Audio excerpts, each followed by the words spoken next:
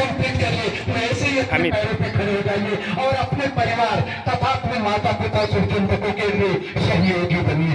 Mister Amit, Aryan public college के students, इन्होंने जैसे इंटरमीडिएट कंप्लीट किया, इन्होंने अपार्ट किया, आज जूनियर कमीशन ऑफिसर के पद पर कार्यरत है, सीमा सुरक्षा बल का नेतृत्व कर रहे हैं। आपके अधीनस्थ कई कर्मचारी हैं जो इनसे सीनियर है, लेकिन ऐसी आपने नेपाल और भूटान की सीमा की निगरानी करने वाला आर्यन पब्लिक कॉलेज का ये जवान आपके सामने उपस्थित है। मैं इनसे जानना चाहूंगा, आपने एक लंबा समय आर्यन पब्लिक कॉलेज में गुजारा है मिस्टर अमित सिंह, आपने देखा हमारे विद्यालय के टीचर बच्चों को इतना स्ट्रॉन्ग बना देते हैं कि जी हाँ, आप अपनी मेरिट के बारे में बेहतर जानते हैं। जरूरी नहीं हर स्टूडेंट एनडीए क्वालिफाई कर सके, सीडीएस क्वालिफाई कर सके, सबके लिए सब कुछ अवेलेबल नहीं है, क्योंकि आपकी मेरिट जहां है आप अपने को वहीं आजमाइए। जब तक आप अफसर बनने के लिए 28 वर्ष और 30 वर्ष इंतजार करेंगे, छोटी सी उम्र में इस बच्चे ने सिलेक्शन लेकर के पहले प्रमोशन के बाद ही एनडीए अफसर के रैंक पर खड़ा होगा। जी, ये आर्यन पब्लिक कॉलेज का एजुकेशन है। आप भी अपने को इतना स्ट्रांग बनाइए कि आपको रोजगार के लिए प्रॉब्लम न झेलनी पड़े। मिस्टर अमित, आप अपने कॉलेज के बारे में क्या कहना चाहोगे? जो कॉलेज आपको आज इस मुकाम तक ले गया, यहाँ का स्टाफ, यहाँ के अध्यापक हमेशा सहयोग के लिए कंधे से कंधा मिलाकर चलते रहे, उसके बारे में अपने छोटे भाई और बहनों को क्या प्रेरणा देना चाहोगे मिस्टर अमित? जय हिंद सभी को। Dear respected director sir, principal ma'am और सभी गुरुजन और मेरे साथियों, जैसा कि सर ने बताया, मैं अमित सिंह जो कि सशस्त्र सीमा बल में एससी कम्युनिकेशन के पद पर कार्यरत हूँ। मेरे वर्तमान पोस्टिंग बिहार के अररिया डिस्ट्रिक्ट में नेपाल बॉर्डर पर है। मैं यहाँ से 2022-23 में इंटरमीडिएट पास आउट हुआ हूँ।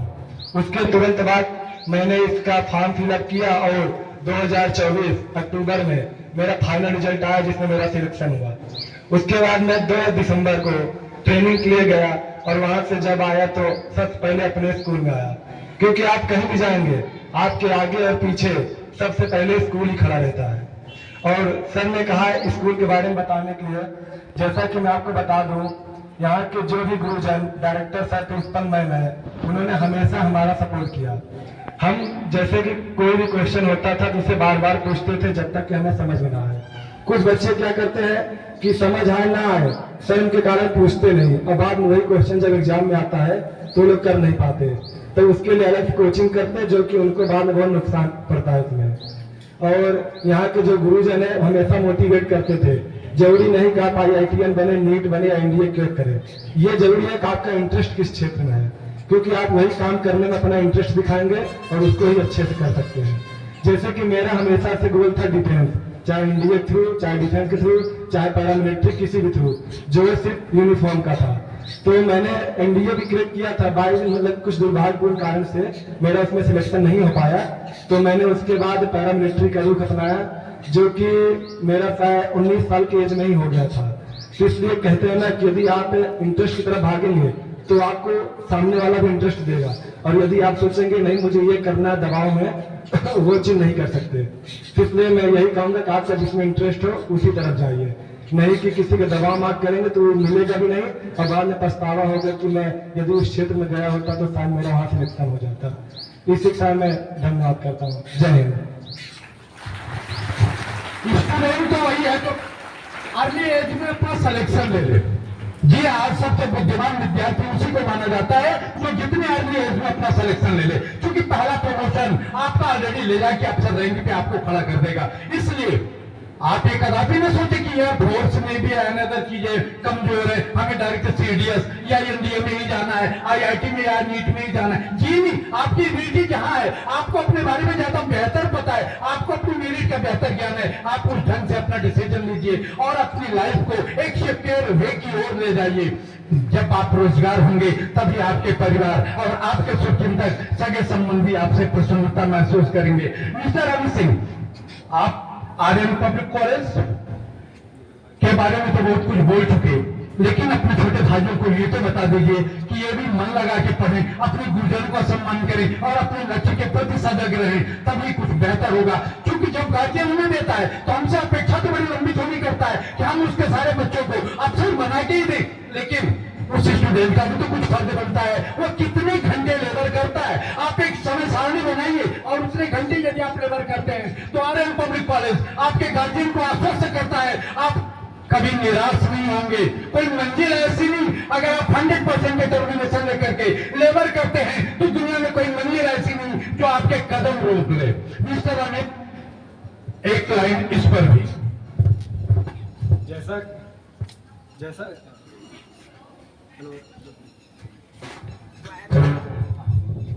जैसा कि सर ने कहा कि आप सबको बताने के लिए कि मतलब पढ़ाई कैसे किया जाए या फिर क्या ट्रिक अपनाया जाए जिससे सिलेक्शन जल्दी हो, तो हम लोग सोचते हैं कि 10th 12th खत्म हो जाए तो उसके बाद कोचिंग कर लेंगे। तो ये हम लोग सबसे मतलब बेकार काम उसी टाइम यही करते हैं क्योंकि जितने भी एग्जाम है 90% एग्जाम्स में 9th 10th 11th 12th ही पूछा जाता है, और हम यही सही टाइम पे नहीं पढ़ते तो बाद में अपना 1-2 साल कोचिंग में बर्बाद करते हैं, तो हमारा एज भी लगभग 20-21 साल, उसके बाद फिर देते हैं एग्जाम्स को।